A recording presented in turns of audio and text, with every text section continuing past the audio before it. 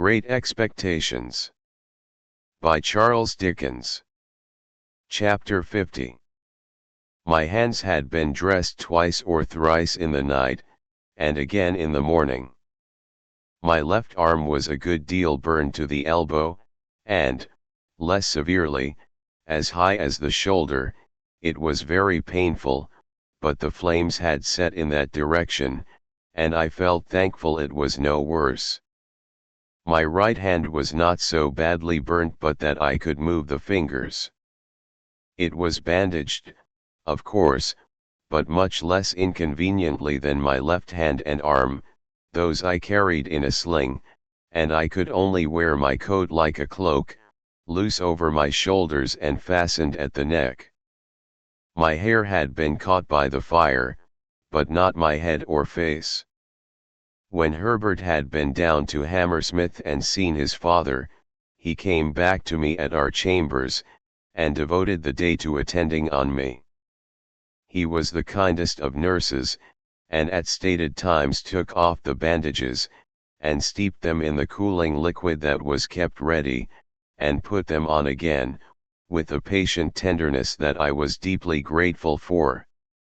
At first, as I lay quiet on the sofa, I found it painfully difficult, I might say impossible, to get rid of the impression of the glare of the flames, their hurry and noise, and the fierce burning smell. If I dozed for a minute, I was awakened by Miss Havisham's cries, and by her running at me with all that height of fire above her head. This pain of the mind was much harder to strive against than any bodily pain I suffered, and Herbert, seeing that, did his utmost to hold my attention engaged. Neither of us spoke of the boat, but we both thought of it. That was made apparent by our avoidance of the subject, and by our agreeing without agreement to make my recovery of the use of my hands a question of so many hours, not of so many weeks. My first question when I saw Herbert had been, of course, whether all was well down the river. As he replied in the affirmative, with perfect confidence and cheerfulness, we did not resume the subject until the day was wearing away. But then, as Herbert changed the bandages, more by the light of the fire than by the outer light, he went back to it spontaneously. I sat with Provis last night, Handel, 2 good hours. Where was Clara? Dear little thing, said Herbert. She was up and down with Gruff and Grim all the evening. He was perpetually pegging at the floor the moment she left his sight. I doubt if he can hold out long, though. What with rum and pepper and rum, I should think his pegging must be nearly over. And then you will be married, Herbert. How can I take care of the dear child otherwise? Lay your arm out upon the back of the sofa, my dear boy, and I'll sit down here, and get the bandage off so gradually that you shall not know when it comes. I was speaking of Provis. Do you know, Handel, he improves. I said to you I thought he was softened when I last saw him. So you did. And so he is.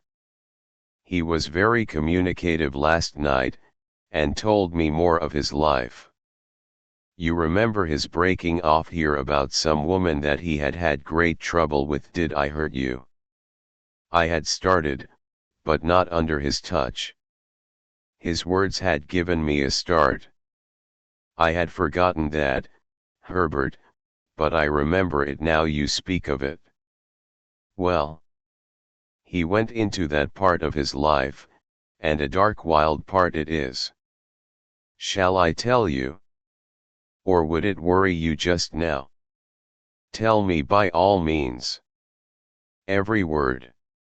Herbert bent forward to look at me more nearly, as if my reply had been rather more hurried or more eager than he could quite account for. Your head is cool, he said, touching it. Quite, said I. Tell me what Provis said, my dear Herbert. It seems, said Herbert, there's a bandage off most charmingly, and now comes the cool one makes you shrink at first, my poor dear fellow, don't it? But it will be comfortable presently. It seems that the woman was a young woman, and a jealous woman, and a revengeful woman, revengeful, Handel, to the last degree. To what last degree? Murder. Does it strike too cold on that sensitive place? I don't feel it. How did she murder? Whom did she murder?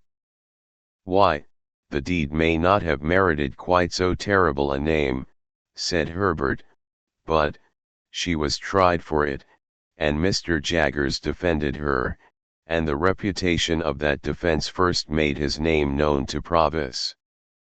It was another and a stronger woman who was the victim, and there had been a struggle in a barn.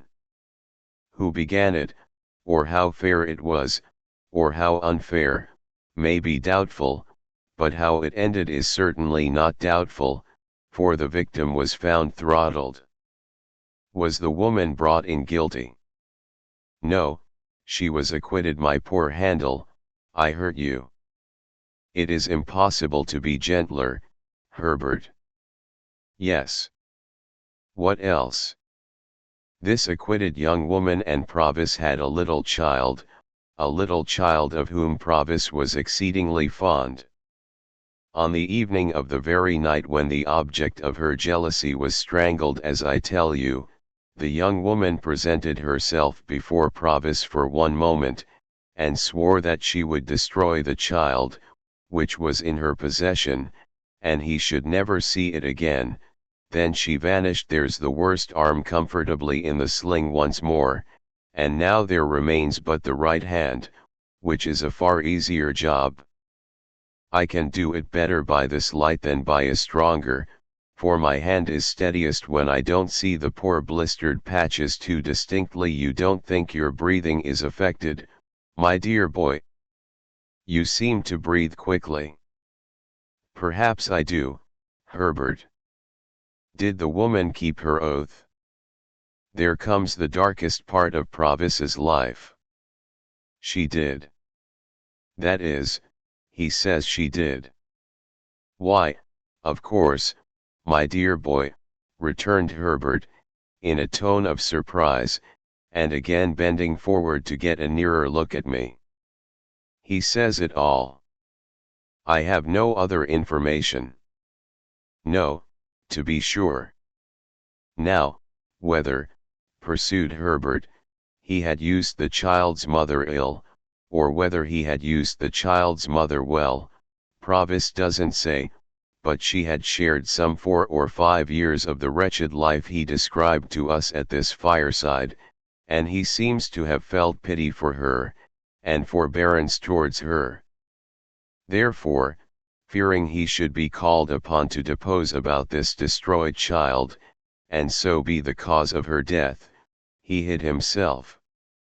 Much as he grieved for the child, kept himself dark, as he says, out of the way and out of the trial, and was only vaguely talked of as a certain man called Abel, out of whom the jealousy arose. After the acquittal she disappeared, and thus he lost the child and the child's mother. I want to ask. A moment, my dear boy, and I have done.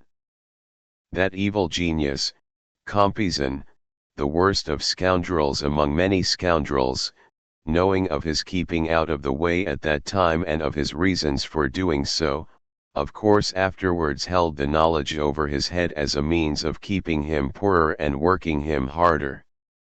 It was clear last night that this barbed the point of Provis's animosity. I want to know, said I, and particularly, Herbert, whether he told you when this happened.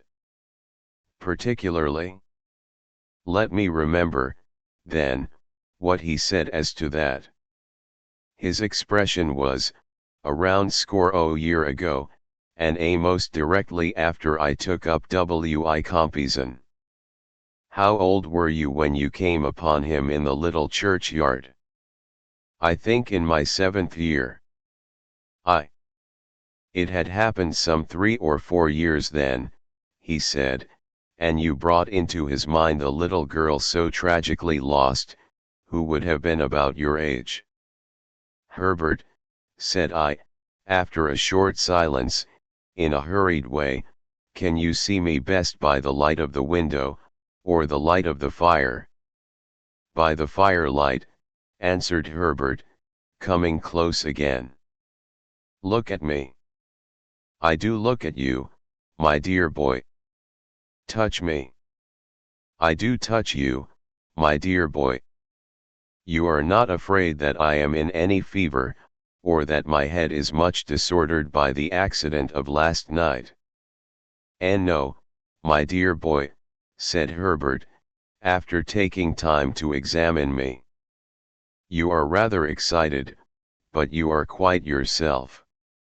I know I am quite myself.